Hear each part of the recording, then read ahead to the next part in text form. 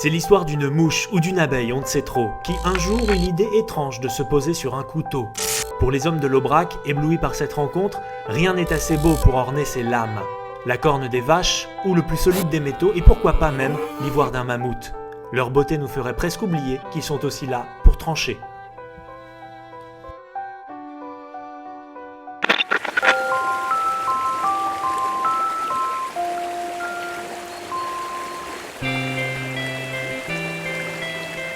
Né dans l'Aubrac, pour être un couteau de paysan, il est présent au musée d'art moderne de San Francisco, de New York, dans tous les plus grands magasins du monde.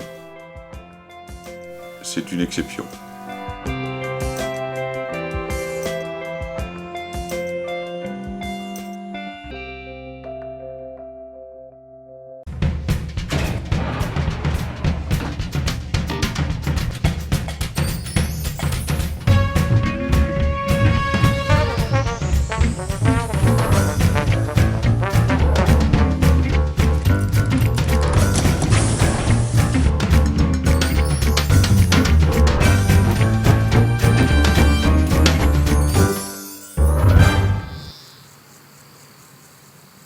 À l'Aïol, en 1829, sur un champ de foire, des acheteurs espagnols marchands de bestiaux venaient acheter des vaches au brac.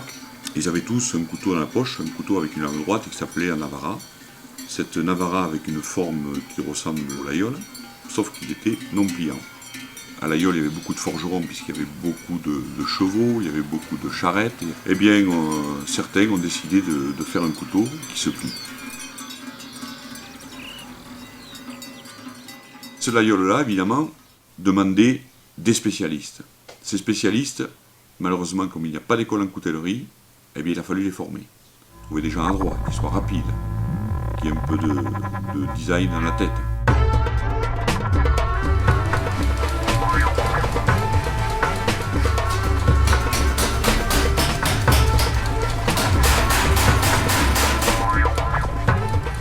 Le métier de coutelier, il ne faut pas le restreindre simplement à la fabrication d'un couteau, c'est-à-dire du montage de couteau.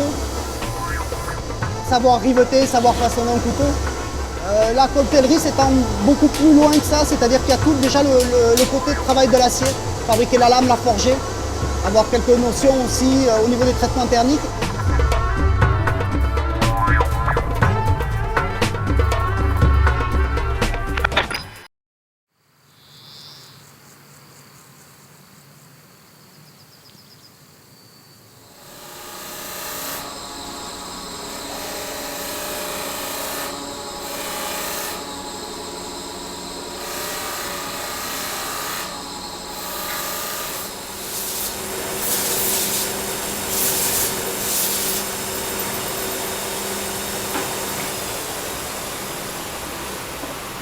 On vient de réaliser ce couteau. Donc c'est un couteau plein manche avec des platines en laiton, un ressort guillochemin. On est parti sur une base de plein manche. On a des platines comme ça qui représentent la forme, le gabarit du plein manche. Et voilà le couteau une fois terminé, avec la corde montée dessus. Donc on part avec cette base-là. Avant de commencer de travailler la matière, de commencer à sculpter le manche, on fait un travail à blanc. Il va d'abord falloir faire en sorte que la mécanique du couteau soit bonne, ouverte et fermée. Une fois que ce travail de mécanique est fait, on va mettre le rivet arrière. Donc j'ai une pince ici qui me sert à cambrer le ressort, à le remonter. Voilà, donc ici on a un couteau qui est fonctionnel, qui ouvre et qui ferme. Et ensuite vient le travail de sculpture. Alors les outils sont très sommaires, la plupart sont fabriqués main, comme ce petit grattoir que je me suis bricolé, qui me sert à enlever de la matière. Alors on peut s'en servir juste de grattoir et gratter comme ceci, ce qui enlève des tout petits copeaux, des copeaux très fins d'ivoire. Et aussi on va pouvoir se servir de la pointe qui est très coupante pour, par exemple ici, donner la forme de la tulipe et venir chercher le volume et chercher la ronde de bosse dans la sculpture. Il va falloir essayer de chercher les formes qu'on va vouloir un peu sculpter sur le manche. Donc, avant tout, on va essayer de faire un petit croquis, un petit dessin, au moins pour avoir une idée des formes, pour avoir une idée des volumes qu'on va devoir donner à l'ivoire. Avant d'être coutelier, j'étais graphiste, dessinateur en publicité, donc ça m'a quand même beaucoup aidé dans cette voie. Puis souvent, une fois qu'on a crayonné, c'est un peu comme si on l'avait déjà sculpté. La sculpture en elle-même, elle n'est pas très difficile, elle existe dans la matière. On a juste à enlever la matière pour faire apparaître la sculpture. Dans une orange, on enlève la peau, on mange le fruit. Et on peut faire la même chose avec une sculpture. Le truc, c'est juste d'arriver à percer la matière pour se dire il y a quoi derrière. Le dessin, en fait, essaie de reprendre deux formes de tulipes en quinconce. Voilà, alors une forme très classique, très simple, pour pas non plus surcharger le couteau, parce qu'il faut quand même qu'on garde cette ligne et cette esthétique du couteau.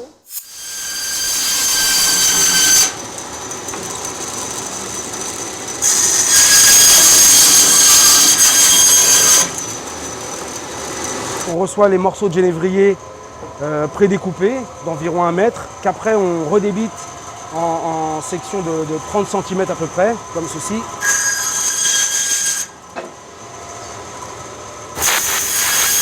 On obtient une section comme ça. Ensuite,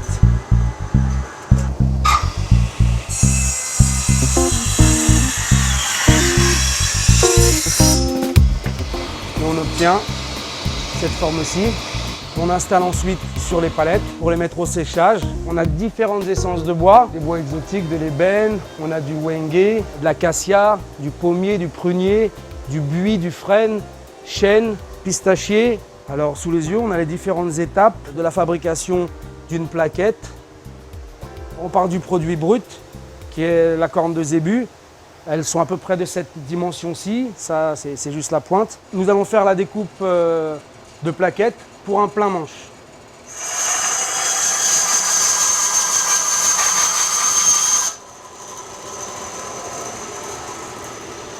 Nous avons les deux parties que nous passons ensuite au lapidaire afin de rendre la surface qui est passée à la scie complètement plane afin qu'on puisse y mettre les plaquettes directement dessus.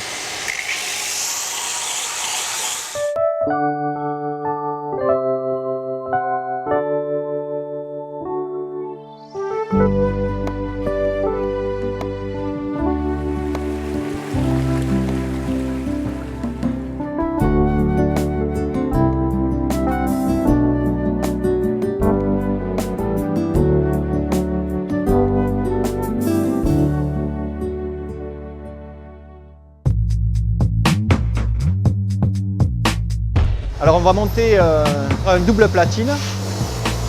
On va travailler cette partie. On essaye de bien garder la symétrie dans le dessin.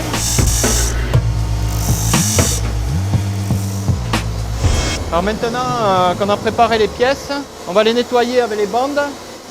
On va commencer avec les bandes qui sont les plus abrasives. Alors là on va enlever tout ce qui accroche. Voilà.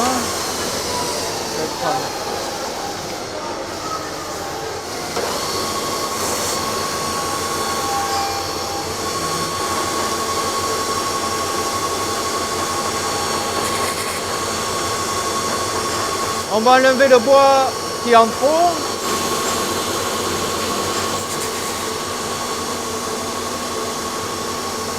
Voilà, là on est bien.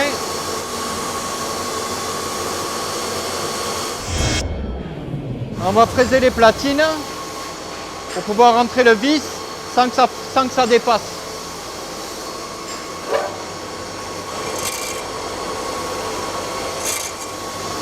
Voilà. Maintenant qu'on a fait le fraisage, on va finir les perçages. Les perçages pour accrocher le bois sur les platines et faire la croix.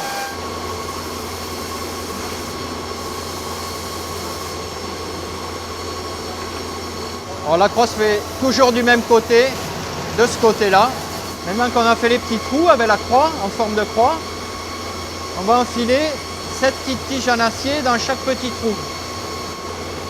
Voilà. Alors maintenant on va travailler le ressort. Alors je vais faire un petit fraisage et travailler la mouche aussi. Alors je vais commencer par le dessous.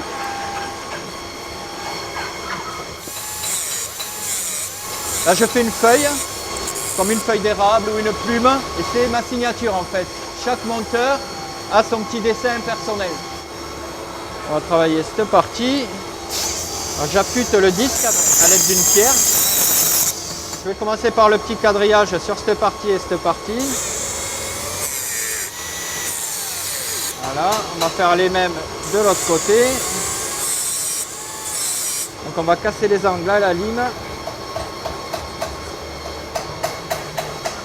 Voilà, avec le ressort. Nous voilà au polissage.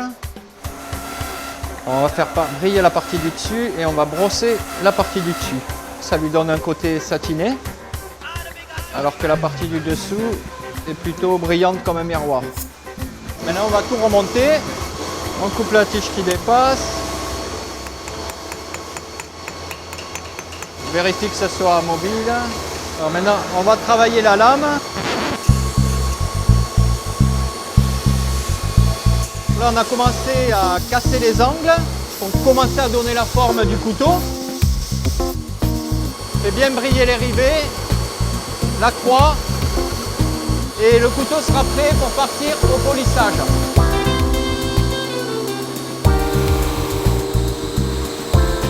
La particularité chez nous, c'est qu'un monteur est responsable de sa production dans le sens où on lui passe une commande et il réalise le couteau de A jusqu'à Z.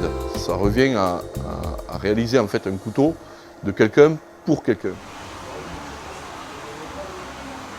Donc ça c'est une molaire de mammouth en fait, qui, pour la petite histoire, qui a été récupérée en mer du Nord par des marins. En fait c'est souvent les chalutiers qui ramènent ça. Ce genre de pièce, on arrive à faire des manches de couteau avec, c'est très très compliqué.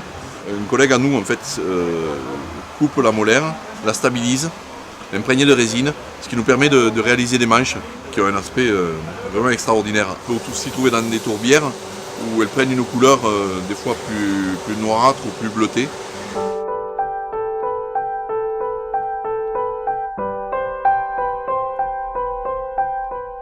Petit à petit, si vous voulez, elle a représenté un pays.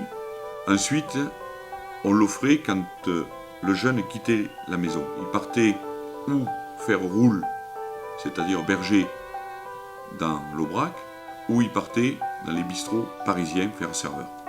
On lui donnait ce qu'on pouvait lui donner, et surtout on lui donnait à la main un couteau de l'aïeul. Et on lui disait, tu auras le souvenir du pays.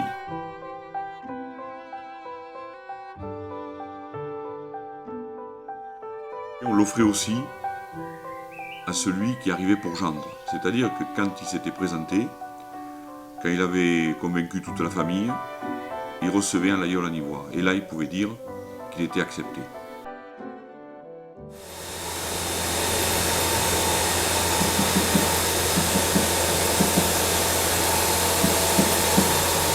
On va confectionner un sommelier en croûte d'ivoire de mammouth. On va commencer par choisir en fait la croûte d'ivoire qui a différents aspects, des aspects plus sombres, des aspects plus nets, plus craquelés. C'est un matériel qui est très dur à travailler. Il est souvent sorti de la fonte des glaces en Russie. Nous l'achetons par défense entière. Elle est découpée, mise à l'abri de toute lumière pour éviter qu'elle ne travaille. Et même avec toutes ces précautions, il arrive qu'elle devienne poreuse, donc qu'elle soit difficile à visser ou que la vis ne prenne pas.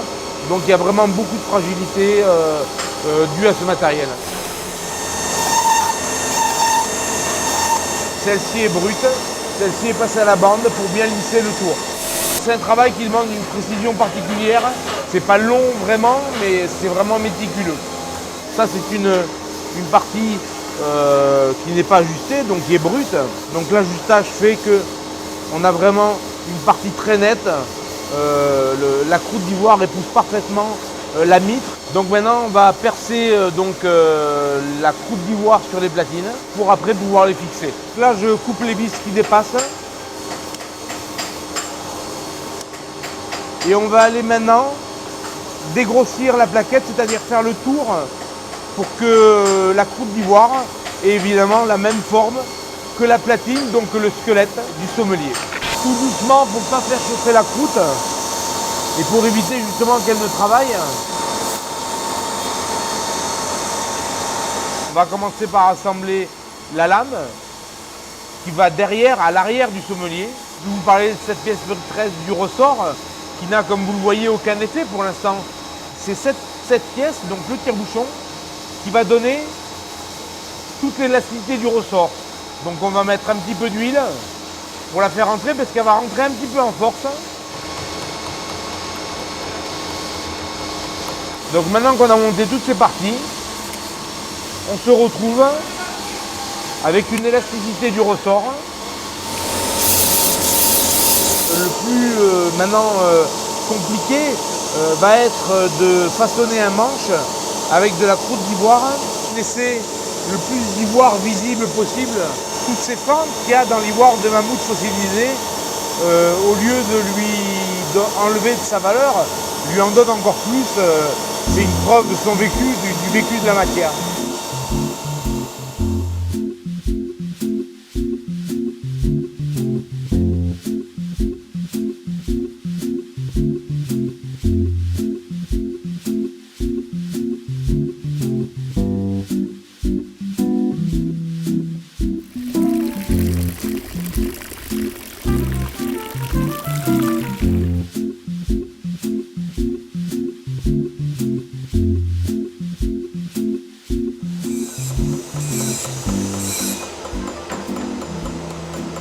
L'ivoire est un matériau très dense qui a tendance à se casser facilement. Donc un coup de marteau de trop et le travail est réduit à néant.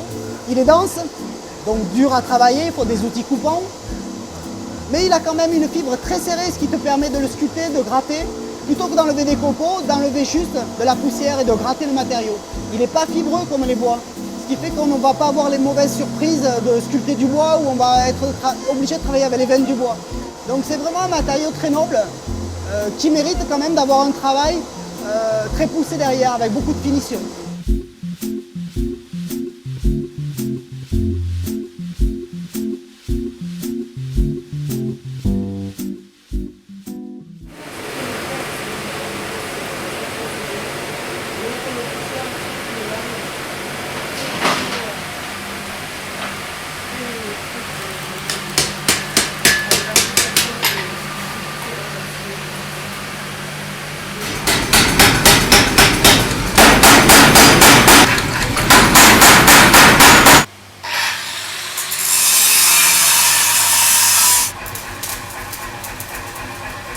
On va faire des lames brutes de forge.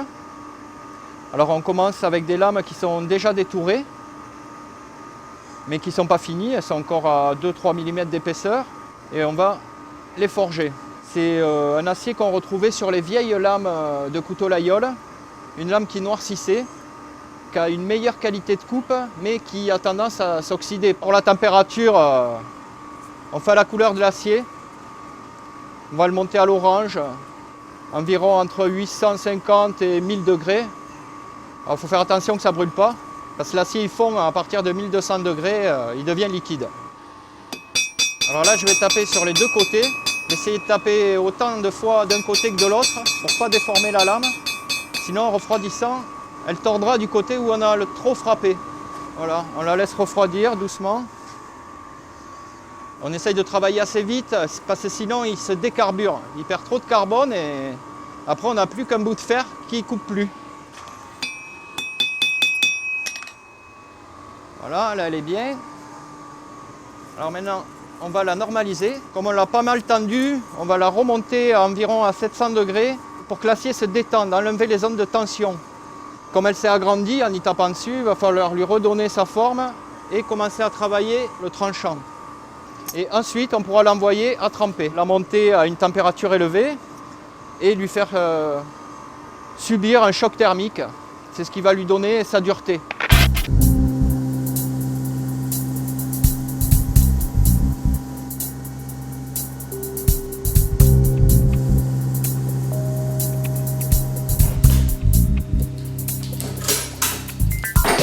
Il est intéressant quand on forge une lame, quand on prépare les pièces, de penser aux personnes qui vont s'en servir derrière.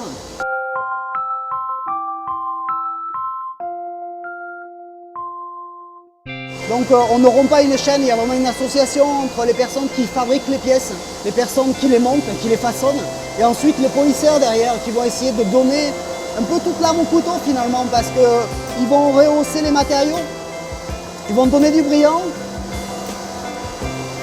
faire que ce couteau va finir et va devenir le passager du fond de nos poches.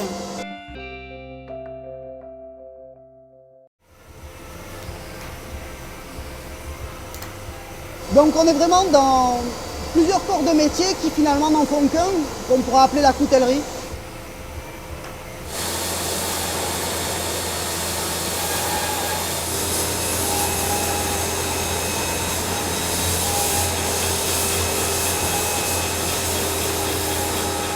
On a accès aussi à beaucoup d'autres techniques qui sont empruntées à d'autres métiers. Par exemple, pour façonner des manches, on va aussi s'inspirer des bijoutiers, des joailliers. On va piocher chez les ébénistes aussi. On va piocher un peu partout. On va essayer de s'inspirer de toutes les personnes qui travaillent avec leurs mains, qui travaillent avec leur cœur et qui essaient donc de produire comme ça des choses.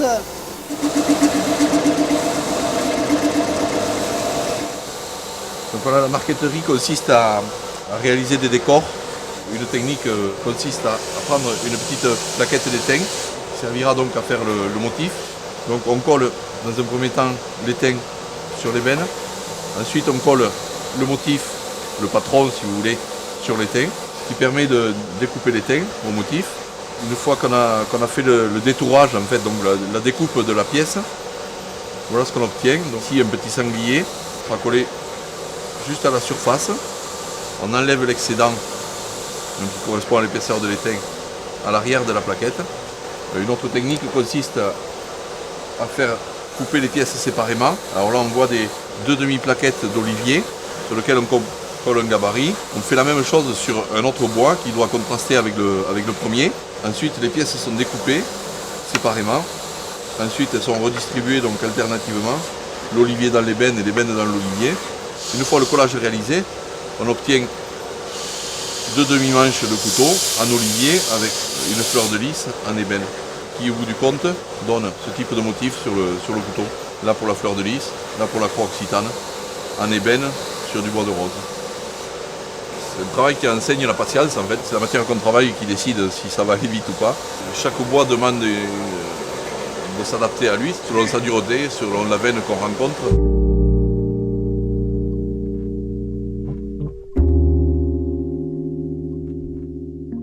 Ça c'est le damier. Alors il est en ivoire et ébène. Le premier a été fabriqué pour un franc-maçon en fait. C'est sur un damier que les francs-maçons sont intronisés.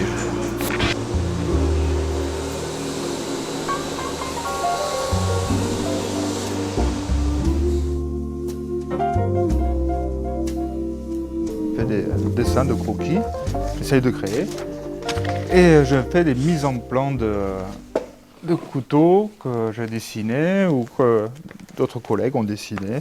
Sur des thèmes style le Golden Gate, j'avais dessiné celui-là par exemple.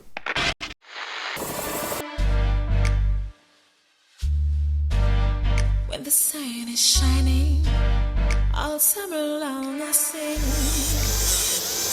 Now I'm flying. Ces couteaux fabriqués par des artisans d'art sont restés très longtemps traditionnels.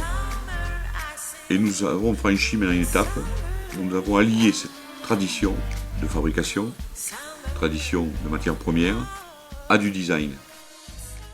Nous avons créé une gamme qui reprend des objets emblématiques du monde entier. Nous avons commencé donc par sortir le modèle Concorde. Quand le Concorde a été arrêté, donc, il y avait beaucoup de nostalgie pour nous en France et aussi en Angleterre. Et nous avons récupéré les pièces, et nous avons fait un modèle donc, avec les pièces du Concorde. On retrouve les hublots. Ensuite, nous avons fait un modèle qui était aussi par rapport à un produit qui a disparu. Un beau bateau qui s'appelait le France. Nous avons repris en acajou ici le bar qui était à l'intérieur du France. Et nous avons fait un troisième modèle qui était beaucoup plus pour le marché américain, en utilisant aussi des pièces donc, du Golden Gate de San Francisco, où vous retrouvez un peu la forme du Golden Gate, vous retrouvez surtout la couleur à l'exactitude du Golden Gate, et toute cette partie métallique est faite avec les pièces du Golden Gate de San Francisco.